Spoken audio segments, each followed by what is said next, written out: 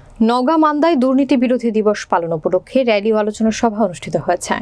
দুর্নীতির বিরুদ্ধে তারুণ্যের একতা গড়বে আগামীর শুদ্ধতা, এই প্রতিপাদ্যকে সামনে রেখে নওগাঁর মান্দায় আন্তর্জাতিক দুর্নীতি বিরোধী দিবস 2024 উপলক্ষে র্যালি ও আলোচনা সভা অনুষ্ঠিত হয়েছে।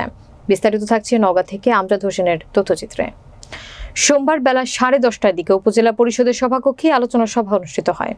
এর আগে আন্তর্জাতিক দুর্নীতি বিরোধী দিবস উপলক্ষে একটি র্যালি বের হয়ে উপজেলার প্রধান সড়ক প্রদক্ষিণ শেষে এক আলোচনা সভা অনুষ্ঠিত হয়।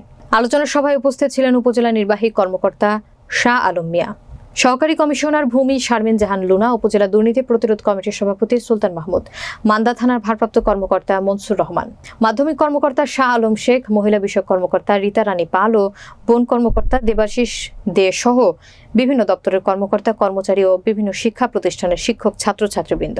দুর্নীতি করে এমন কোনো মানুষ নাই, শ্রমিকেরও দুর্নীতি করে, আমরা বাড়িতেও দুর্নীতি করি। কি করে? আজকে হয়তো হরতাল হচ্ছে, ভাড়া হচ্ছে 10 টাকা, আমি চাবি 200 টাকা, আমাকে যেতে হবে, এটাও কিন্তু এক ধরনের দুর্নীতি। বাজারে যাবেন, সবজি বাজার 10 টাকা, ওই বলতে আজকে পাওয়া যাচ্ছে না, 100 টাকা কেজি দিতে হবে, এটাও কিন্তু দুর্নীতি।